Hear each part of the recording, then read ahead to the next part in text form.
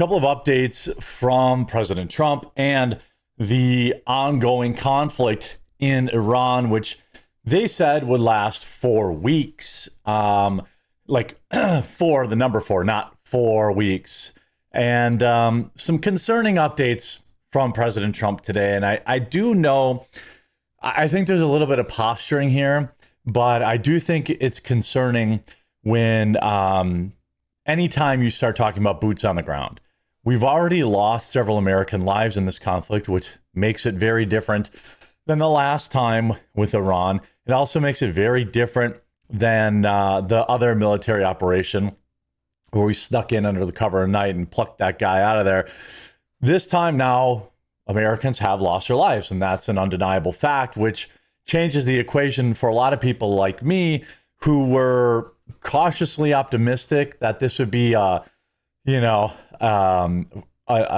just a blowout from afar, as opposed to any kind of boots on the ground scenario.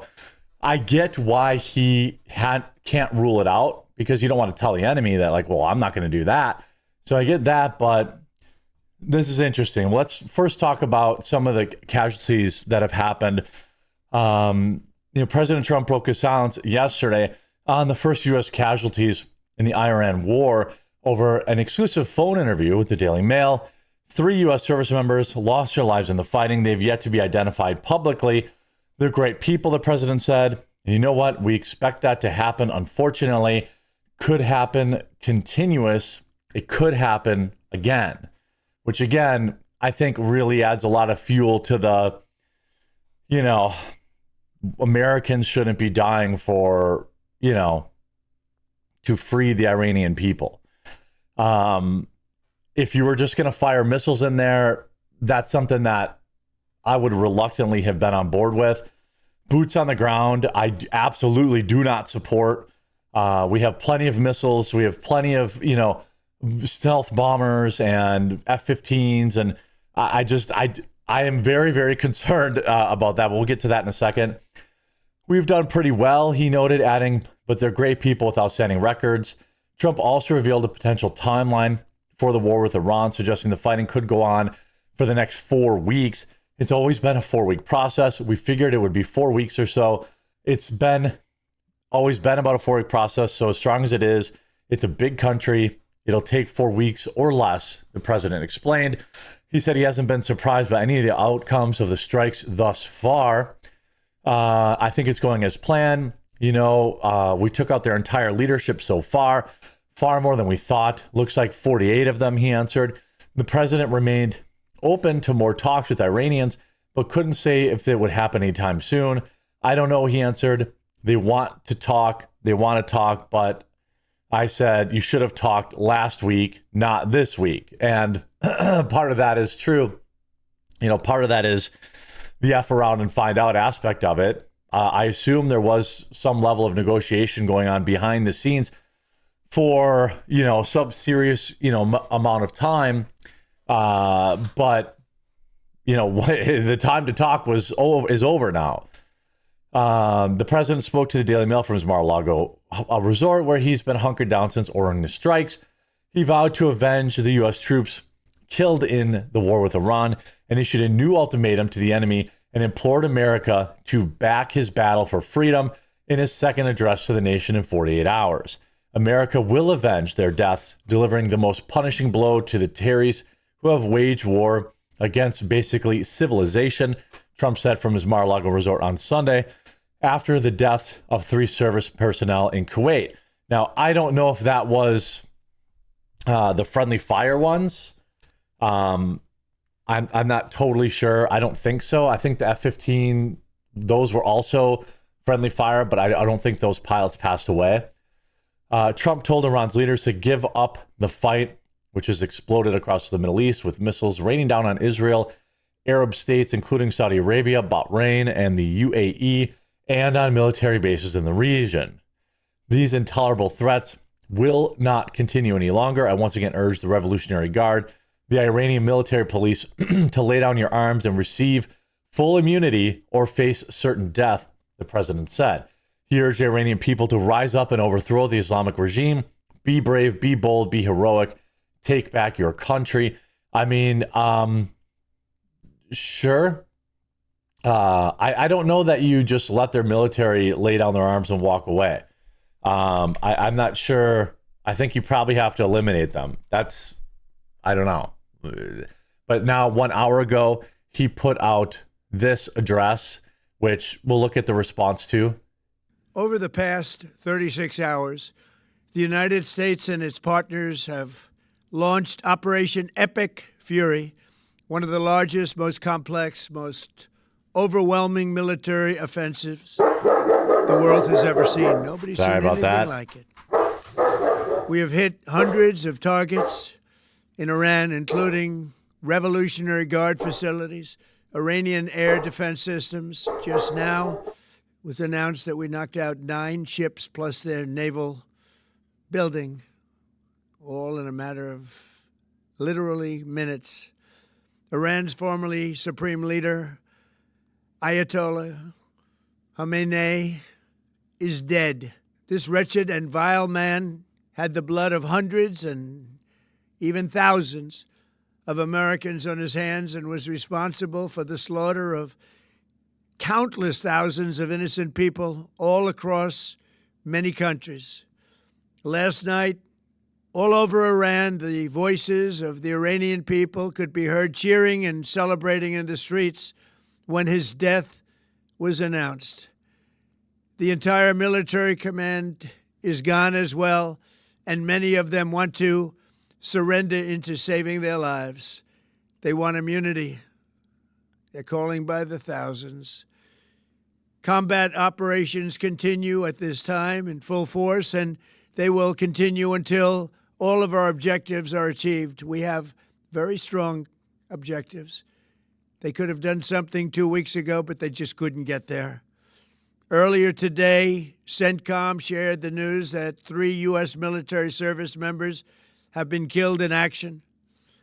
As one nation, we grieve for the true American patriots who have made the ultimate sacrifice for our nation, even as we continue the righteous mission for which they gave their lives. We pray for the full recovery of the wounded and send our... Again, so this is him formally kind of announcing, I'm not going to play the whole 6 minutes here. Some of the replies, can we also put peaceful pressure on Senator Thune to bring the Save America Act? Donald Trump, the most competent commander-in-chief in modern history. I think that the war as it is now, which wasn't, when it was just firing missiles, I think some people were kind of cautiously optimistic with it. I think most Americans oppose a quote unquote all out war with Iran, which to me, that would be, boots on the ground. If it gets to the point where boots on the ground are there, then I'm full steadfast against it. Blowing up the Ayatollah, I don't really care about that. But the issue to me is when he says Trump will not rule out sending U.S. troops into Iran if necessary. He tells the Post that the war is progressing way ahead of schedule. The President, Trump, told the Post on Monday he's not ruling out sending U.S. troops into Iran if they were necessary, adding that Operation Epic Fury was way ahead of schedule by taking on dozens of Tehran's top officials. I don't have the yips with respect to boots on the ground. Like every president says, there will be no boots on the ground. I don't say it. Trump said after launching strikes Saturday to decapitate Iran's military and political leadership, I say probably don't need them, or if they were necessary. Trump told the Daily Mail on Sunday he estimated the war would last 4 weeks or so, but hinted to the Post Monday that that time frame could be shortened. It's going to go pretty quickly.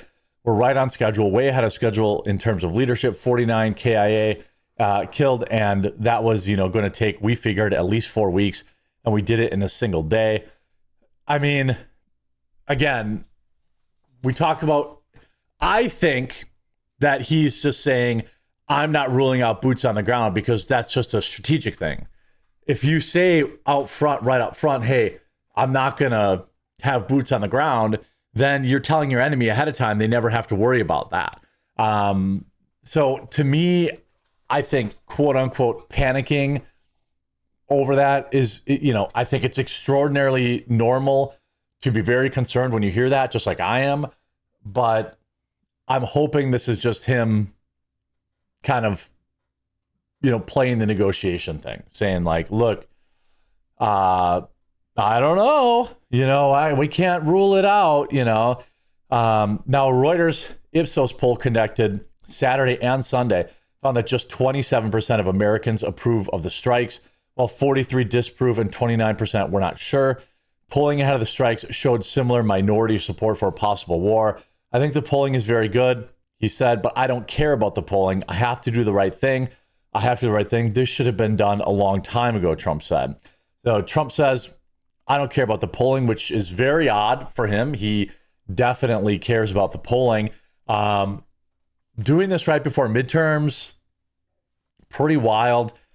Again, if it's just firing a bunch of missiles in there and cleaning it up, that's one thing. I wouldn't go as far as saying like I support it, but I was willing to like accept that.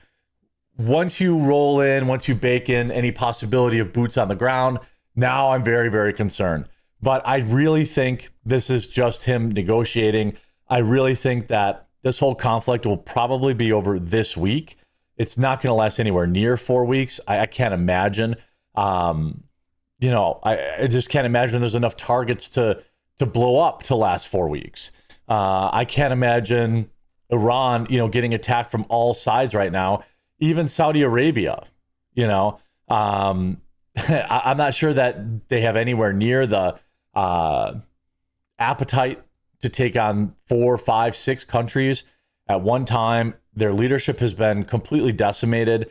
I felt a lot better about this if it was going to be a 1 or 2 day thing.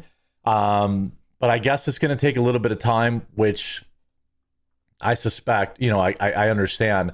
But I don't like losing U.S. service members. And I know this is like a crazy, unrealistic expectation in war, where it's like, we have like historically things like D-Day, where, you just thousands and thousands of people, don't even make it to the beach.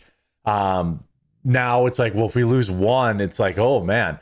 But I just think it's different these days. We have all this long range stuff.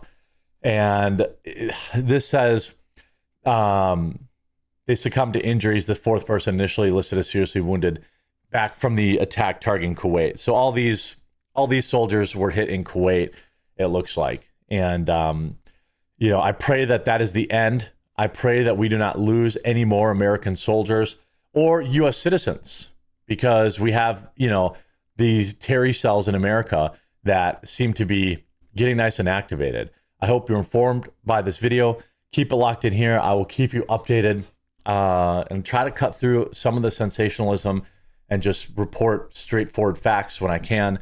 If you enjoyed the video, make sure you leave a like on it. If you haven't yet, please subscribe or follow down below, and we'll talk to you again real soon.